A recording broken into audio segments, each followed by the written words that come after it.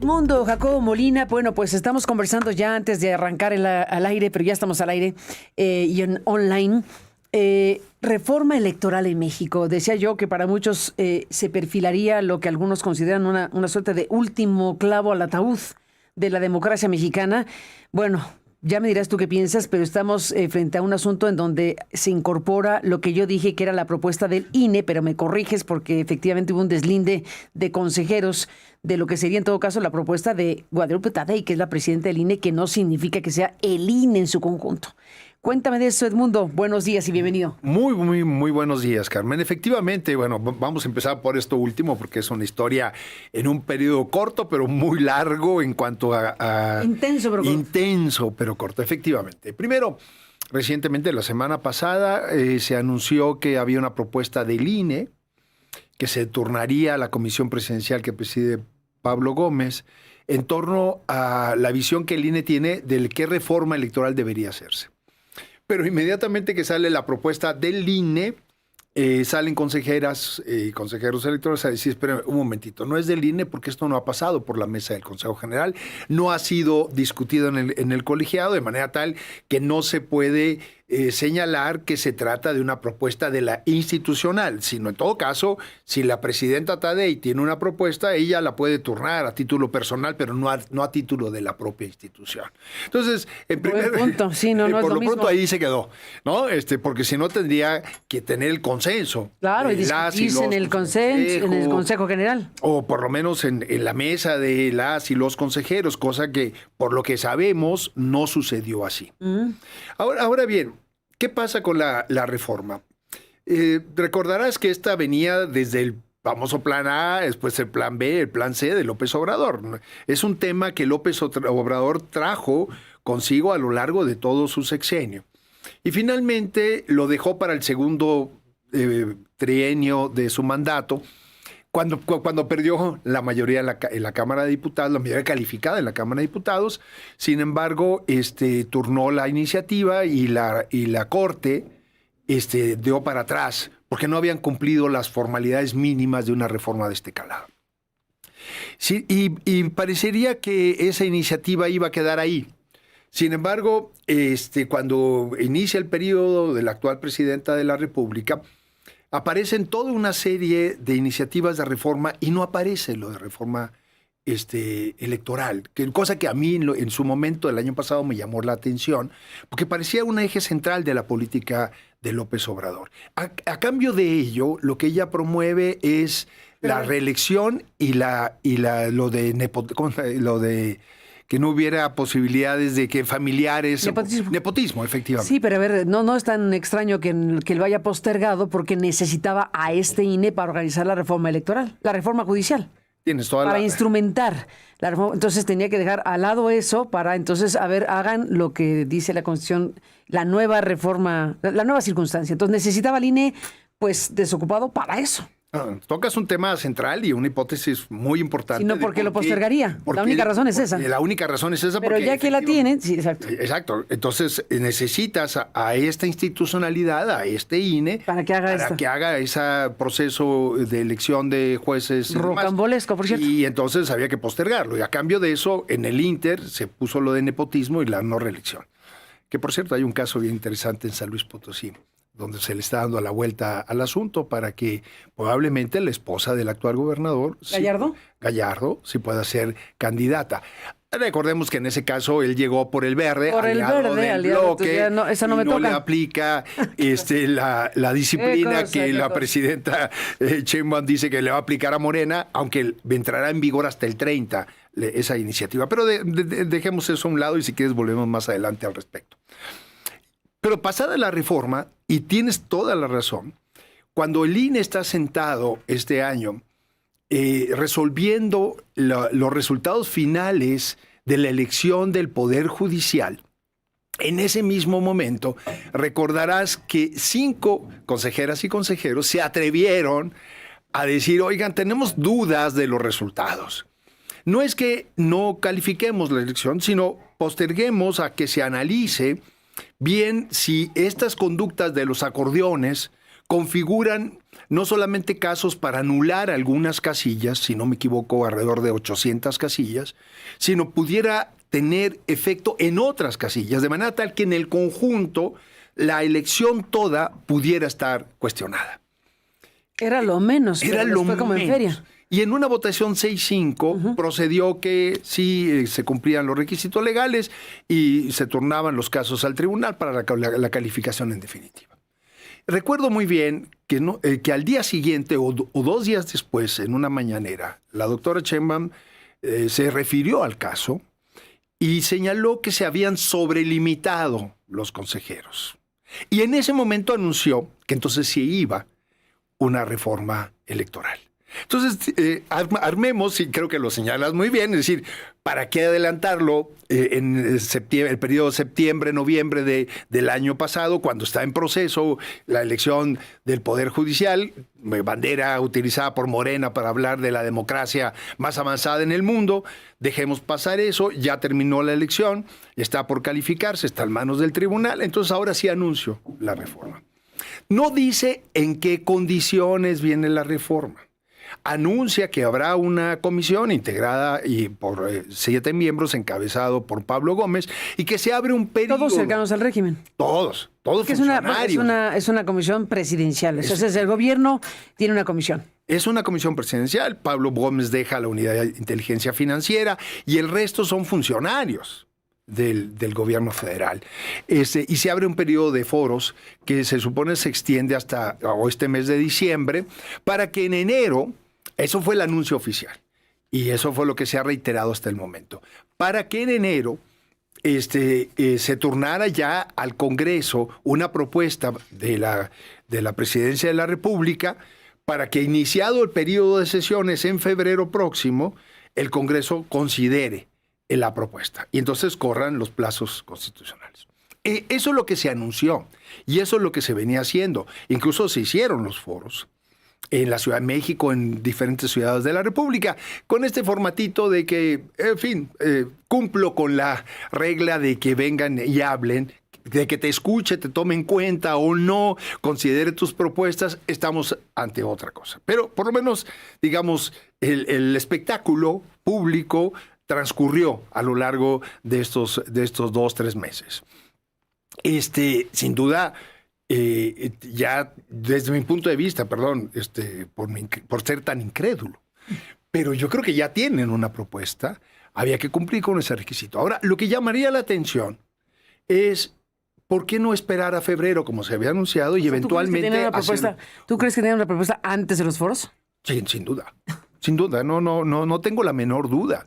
Y es lo que mismo Pablo Gómez contribuyó con López Obrador a redactar el famoso Plan A. Él fue de los que estuvo sentado en esa mesa redactando la propuesta de López Obrador. Ahorita, si quieres, abordamos un poco al respecto. Veamos el procedimiento. Entonces, se había dicho que febrero del 26, iniciado el periodo de sesiones. Ahora corre el rumor de que podría haber un periodo extraordinario. Monreal se refirió a la posibilidad de un periodo extraordinario, pero no tocó en un primer momento lo de reforma electoral. Habló, si no me equivoco, de reformas para lo que tiene que ver con lo contencioso administrativo. Pero ya mencionó también lo electoral la semana pasada. Sí, exactamente. Pero en el primer momento habló de eso, habló de delitos sexuales y habló contra la corrupción, es decir, como un paquetito de 3 reformas. En el primer momento no había mencionado lo electoral, que efectivamente de repente vuelve a mencionar la semana pasada que podría haber un periodo de sesiones y deja ver que podría ser lo electoral. A ver, de esta envergadura, una reforma de esta naturaleza, que es efectivamente, desde mi punto de vista, si sigue lo que a la letra fue el plan A, el plan B, el plan C, ahora sí el remate a la democracia en el país, ¿por qué hacerlo en un periodo extraordinario de sesión? Víspera de la Navidad, ya para cerrar el fin de año. Sí. Qué momento, ¿no? Qué momento. O bien, efectivamente, en este periodo, ¿hay algo que ocultar? ¿Para qué se hicieron los foros entonces y abrir la expectativa de que había realmente una discusión al respecto y que eran falsas las alertas que se habían levantado en que esta reforma podría ser regresiva y demás? En todo caso, ¿por qué no hacerlo a la luz pública en un periodo ordinario, dada la trascendencia de una reforma de esta naturaleza? Parece muy grave Todo, todo. Pero en particular, si realmente ahora sí, en este periodo de vacaciones, de receso nacional, pudiera hacer una reforma, llevar a cabo un periodo extraordinario, convocar al Congreso para aplicar una reforma. Regresemos al punto que decías. Ya la delineó López Obrador y como todo lo que ha ocurrido, pues todo lo que dejó encargado se está cumpliendo a pie juntillas.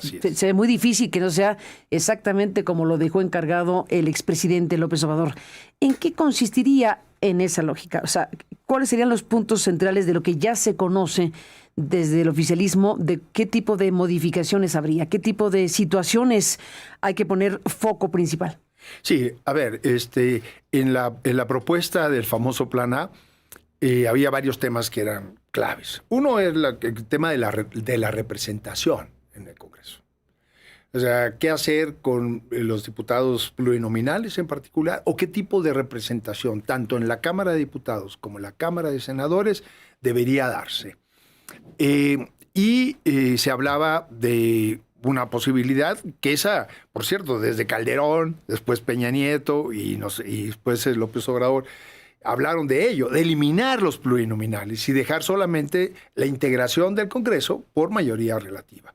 Con lo cual, lo que estás haciendo tú es que toda aquella lucha desde los años 70, 80 y demás, porque el Congreso estuviera integrado de la mejor manera en la pluralidad de nuestra sociedad, pues lo ibas checando. Recordemos, en el priismo era mayoría relativa. Fue justamente las fuerzas de izquierda democrática las que propugnaban decir, oigan, también hay minorías. Abran espacio. Abran espacio. Que es lo que les permitió llegar al ejercicio de poder en sus dimensiones. Y ahora que son gobierno, ahora quieren echar abajo eso. Exactamente, eran 300... Y afectar directamente la pluralidad y la diversidad y la política. Representación, la diversidad política de la sociedad. En aquel momento eran 300 diputados, se abrió a 100 plurinominales y después a 200, como está integrado actualmente. Entonces, en esa discusión desde Calderón para acá, ha habido diferentes matices de reducir otra vez a 100 o de plano de separarlo. Entonces, ahí hay un tema. Tema de temas, ¿no? Tema de temas. Tema de temas porque además ahora porque si sucede, pues ya la oposición puede pasar a mejor vida casi, ¿o cómo? Sí, ¿o no? Claro. ¿O no tanto? A ver. Bueno, no tanto, pero sí sería un debilitamiento mayor de las fuerzas opositoras si se avanza por ahí y si la maquinaria, si la planadora, pues se enruta por ahí, va a disminuir todavía más la posibilidad de tener oposición medianamente fuerte. Pues claro, y este tema se reavivó en las elecciones pasadas del 24. Acuérdate, el bloque dominante, Morena, PT y Verde, tuvieron el 54% de los resultados de la votación en la Cámara de Diputados. Y tienen el 74% de las curules. Obtenido de cierta manera. Obtenido de una manera muy irregular, anticonstitucional, porque lo que daba la Constitución era solamente hasta un tope de un 8% de sobrerepresentación, no de un 20%. Uh-huh. Y lo que hicieron fue, en lugar de considerar al bloque como una sola fuerza política, porque así se ofrecieron frente al electorado, lo tomaron a cada partido en lo particular, lo que en la suma dio esta sobrerepresentación del 20%. A todas luces, contra todo el espíritu de la Constitución y de lo que habían sido las reformas en ese carácter, que lo que buscaron a lo largo de décadas es la mayor representación de la diversidad, de la pluralidad social. Entonces, olvidémonos de a quién afecta o no. Simplemente como modelo de sociedad, caray, el Congreso debe haber esas diferentes voces de sectores sociales que existen, que no las puedes desconocer y que tienen que manifestarse en la institucionalidad democrática. Si no, bueno, pues entonces ahora sí estás hablando del pueblo, para el pueblo, solo por el pueblo, pensando por el pueblo, sin que las diferentes voces disidentes o de oposición o que tengan matices en las observaciones no puedan tener la posibilidad de manifestarlo en una instancia en donde se supone que la sociedad toda está representada y considerada. Ese es un primer gran tema. La pregunta es, ¿vamos a regresar a la época del priismo en donde esa diversidad social no es reconocida? Ese es el principal tema. Ahora, es verdad que los legisladores plurinominales son poco populares, son una figura antipática. no resulta muy fácil de convencer que deben existir por mil razones, porque no se vota por ellos, porque se lo reparten las cúpulas partidistas. ¿Cómo defender esa figura que es tan impopular, claramente impopular? Porque se le ha vendido muy mal. Es que nos cuestan esos diputados que ni siquiera directamente se ganaron esa posición. Y de la forma en que son asignadas los pluris también. Y bueno, porque también las cúpulas de los partidos, pues también. Ha sido justamente la repartición. O sea, estas figuras plurinominales que deberían atender a esta diversidad de las minorías. Acaban siendo posiciones de las dirigencias de los partidos. Totalmente. Para designar candidaturas. Lamentablemente lo vimos en el 24, no estamos inventando Es la historia nada, de esto, Carmen. pero traicionando la esencia de lo que debería ser. Pero eso ha ocurrido. Por lo tanto, la gente dice, los pluris, por mí que los desaparezcan. Punto. ¿Cómo entrar en una discusión distinta? Es que entonces entrémosle al fondo. A ver, ¿cuál es el fondo? Hay por lo menos 3 modelos internacionalmente hablando al respecto. Primero, solamente mayorías, punto, no hay plurinominales. 2. Es modelo 1. Modelo 1. El modelo 2 es el extremo contrario. Puros plurinominales. Como Alemania, por ejemplo. ¿Alemania tiene así? Alemania es pura representación plurinominal. ¿Qué es esto? Los partidos tienen una lista. Van los partidos ante el electorado y el electorado decide qué porcentaje de votación tiene cada partido. Y hasta ahí la lista. Y hasta ahí la lista. Ahí no hay sobrerepresentaciones ni nada. Puntito. Sacaste el 35% de los votos, va tu lista hasta el 35%, vas para integración del Congreso. Ah, qué interesante. 20%, 10%, 5%. Entonces, lo que te toque. Lo que te toque. De la lista que pusiste. La lista que pusiste, de acuerdo al resultado de las votaciones. ¿Y cómo resuelven la lista? ¿Cómo? ¿Cómo resuelven la lista los partidos? Justamente en la integración de las listas, pues ahí está 2 cosas. Una, que tienen que ver los partidos la viabilidad de sus candidaturas frente al electorado. No solamente el peso del sello del partido. ¿Con encuestas o cómo le hacen? Hay bueno, de la forma en que le hagan los partidos, pero los que son más factibles de atrapar la atención de los electores. Exactamente. Y el peso del propio partido frente al electorado. Y luego tienes el caso mexicano, que entonces tienes 1, 0 plurinominales, 2 puros plurinominales, 3 el caso mexicano. A ver. El caso mixto, en donde tú tienes mayoría relativa, o sea, y por otro lado plurinominales. Que esto obedece mucho a nuestra propia historia. Frente a un priismo que copaba todos los espacios, parecía casi imposible que cualquier otra fuerza que no proviniera de ahí o que no tuviera la venia del priismo, porque acuérdate que había partidos satélites en aquel momento como hay hoy en día el Verde y el PT, ¿verdad? Entonces, quienes no tenían la venia, pues no tenían la más mínima posibilidad de llegar a tener una voz en el Congreso. Entonces, lo que sucede es, se abre la posibilidad primero con 100 plurinominales divididos por circunscripciones, en donde ahí vienen las listas de los partidos. Hasta dónde vas a llegar dependiendo del resultado que tú tengas como minoría para integrar eso. Entonces, el modelo mexicano es, digamos, la tercera vía de integración. Ahora, detrás de todo esto, Carmen, hay también una discusión que deberíamos tener. ¿Qué modelo de gobierno queremos? ¿Seguir con un gobierno presidencialista o ir a un gobierno parlamentario? O sea, aquí es... A ver, sí, te entiendo perfecto lo que dices, pero ¿tú crees que en este instante hay condiciones para llegar a ese debate tan profundo? No. O sea, ¿tú ves al presidencialismo hoy en México siquiera abriendo un mínima rendija a discutir eso? No, pero yo creo que es un tema que hay que ponerlo sobre. O sea, abrir la rendija. Abrir la rendija. A ver, ¿por qué hay que discutir eso? ¿Por qué hay que discutir eso? Porque entonces si queremos realmente... Por la hiperconcentración de poder. Lo que estamos viendo ahora. Pues sí. O sea, cuando tú tienes un sistema presidencialista como este y además con la toma del poder que concentra todavía más el poder en el Ejecutivo, disminuye al Legislativo y al Judicial, pues obviamente el tema de decir, ese es el modelo de representación y gobierno que queremos en el país, ¿sí o no? A lo mejor dirás, pragmáticamente no hay condiciones para discutir eso cuando lo que estamos viendo es cómo la misma democracia toda se está deteriorando de una manera tan importante como lo estamos viendo.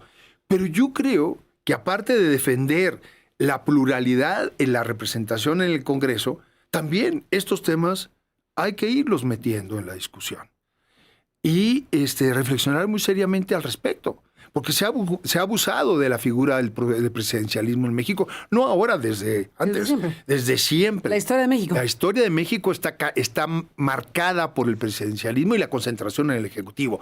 Tuvimos este breve periodo de nuestra historia en donde vinieron los gobiernos divididos, ¿te acuerdas? El primero en 97 con Zedillo, en donde por primera vez el PRI y el presidente de la República no tuvieron la mayoría. 97 fue la reforma. Sí, pero la intermedia, sí. La intermedia fue en 97. Cuando perdió el PRI, la mayoría en el Congreso, que fue un momento histórico. Histórico. Y después ese periodo se prolongó hasta el 18. Ya después, con López Obrador en las elecciones del 18, volvió a tener el presidente de la República esa mayoría. Entonces, esta es nuestra historia con un muy breve periodo de lo que se puede llamar un gobierno dividido, porque el presidente estaba obligado a ir al Congreso plural a discutir el futuro del país. De eso estamos hablando. Duró muy poquito, ¿no? ¿Cómo? Duró muy poquito para la historia del país, ¿no? Muy poco. En nuestra historia es un periodo terriblemente corto de tiempo. Por cierto, de que López Obrador no habla, no quiere hablar, desconoce, casi no se habla. Si te fijas en la narrativa de la Cuarta Transformación, ese periodo casi que está como desdibujado o personificado, ¿no? En el neoliberal de Calderón, Peña Nieto se le da otro tratamiento. No, él va aparte, se le trata diferente. Ese juega otro rol. Ni con el pétalo de una declaración. Pero si te fijas, ese es un tema, la representación en el Congreso, pero también el tema de qué tipo de gobierno queremos para... A ver, dejemos ahí abierto para el público que sigue este programa en nuestro buzón de voz. ¿Qué tipo de gobierno queremos? ¿Tú te pronuncias por un parlamentarismo? No, sí me pronuncio. ¿Tipo cuál? Sí, un parlamentarismo europeo, el alemán me gusta mucho. ¿Tipo alemán? ¿Tipo europeo? Francés también. Bueno, pues ahí está. ¿Qué le parece a usted si nos vamos deteniendo en esta historia, en esta rendija que se abre en la discusión, en este espacio de noticias y de análisis? Déjeme hacer una pausa, volvemos en un momento más. Edmundo Jacobo Molina. Edmundo Jacobo Molina.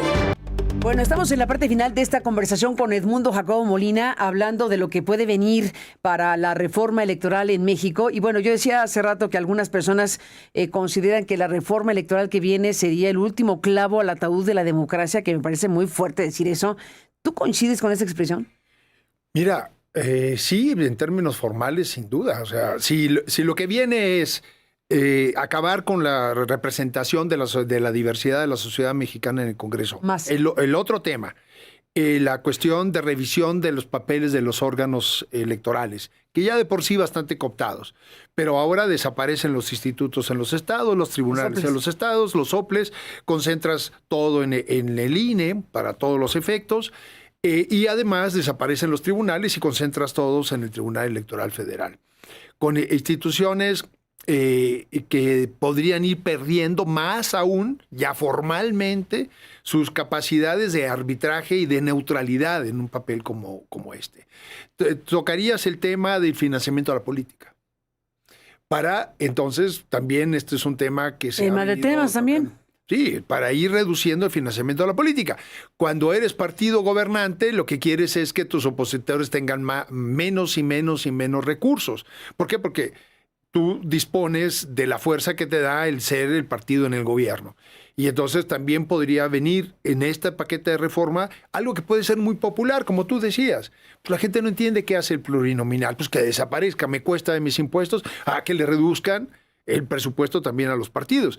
¿Qué consecuencias tiene eso? Si de por sí ya tenemos sospecha de todo el dinero que entra a la política, que no es por la vía legal, sino extralegal, desde el financiamiento indebido hasta el crimen organizado metido en la política, imagínate tú con una cuestión de esta naturaleza, pues todavía la política se vuelve mucho más frágil y la concentración del poder y los recursos públicos en el bloque gobernante se vuelve ahora sí el camino pavimentado para que sigan y adelante con todo esto. Otra cuestión que le preocupaba mucho a López Obrador, es decir, todo lo que él luchó como oposición para que no se hiciera uso de la posición de un funcionario público en la política, pues también esto podría revisarse y ¿por qué no? ¿No? Es decir, si se van a seguir al pie de la letra, que perdón que lo piense así, que creo que es lo que va a pasar, porque lo que ha pasado en este séptimo año de la Cuarta Transformación es la continuidad de los 6 anteriores y el legado... que no había pasado eso en México, ¿no? ¿Cómo? Que no había pasado eso en México, porque cada sexenio se cortaba con el que terminaba y empezaba otro. O sea, se cortaba claramente, era parte del modelo mexicano, ¿no? Sí. Pero aquí hay una continuación clarísima. Clarísima. Ella misma ya refrendando esa figura de ya llevamos 7, o sea, como si fuera un sexenio extendido. O sea, con lo cual está diciendo es López Obrador extendido. Pues eso no había ocurrido en México, ¿no? El 6 de diciembre, ¿qué fue? Eso. Ella dijo, es el 7º año. ¿Qué tal frasearlo así? No lo estamos inventando o imaginando. Se fraseó en esos términos. Antes no, antes el dicho popular decía no hay mal que dure 6 años. A los 6º años se cortaba. Aquí es clara la continuidad de un proyecto. Entonces estamos frente al gravísimo riesgo de que la propuesta presidencial vaya en términos regresivos a lo que fue y los avances de toda la reforma electoral de expansión y respeto a los derechos políticos de la ciudadanía. Y perdón, cuando los derechos políticos se pierden, los derechos humanos se quedan sin defensa. Quiero ponerlo en estos términos. Y entonces lo que tenemos es una regresión no solo por lo que hace a la participación de la ciudadanía en la política, sino que también en el siguiente momento los propios derechos de la ciudadanía se van a ver afectados, porque no hay quien levante la voz públicamente, defienda, discuta la regresión, no solamente a la letra de los derechos humanos, sino el respeto a los mismos en la práctica. Entonces estamos ante un escenario muy, muy riesgoso. Y ahora con lo que parecería ser que puede haber un periodo extraordinario de sesiones para discutir esto justo en vacaciones, me parece gravísimo, cuando esto debería discutirse a la luz de la opinión pública, en la palestra pública. Y eso no está sucediendo. Ha habido manifestaciones a lo largo de estos meses en el sentido de advertir los riesgos. Recientemente un grupo de defensores por la democracia llevó una iniciativa ciudadana al Congreso que tendrá que ser considerada, pero lamentablemente creo que la mayoría aplastante en el Congreso pues va a decir bienvenida, pero su turno y va a ir al cajón de los últimos trámites rezagados, porque lo que va a privar es la propuesta presidencial. Y así otros grupos hemos manifestado nuestras opiniones al respecto. No que no deba haber una reforma electoral, Carmen. Sin duda hay muchas áreas de mejora, pero no para dar marcha atrás en lo que ya habíamos ganado, sino para revisar el alcance, como lo que platicábamos tú y yo antes del corte. Es decir, ¿queremos realmente discutir la representación pública de la sociedad y su diversidad? Pues entonces centrémosle en serio esa discusión. Y no por la puerta trasera eliminemos como si no existiera la diversidad y la pluralidad y se impone solamente lo que dijo Pablo Gómez, no lo estoy inventando yo. Hay una nueva mayoría que no se han dado cuenta. ¿Y eso qué quiere decir?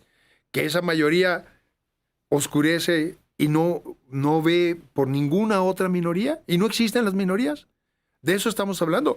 Pues eso, díganme como, no sé, no tengo otro nombre, que es un autoritarismo, aunque no les guste el término, una dictadura, porque solamente así se puede entender.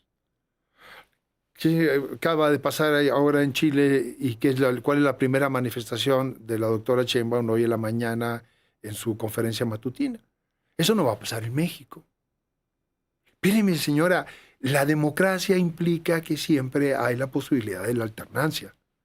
No, usted no puede declarar que ya no, eso no va a pasar porque usted lo declara.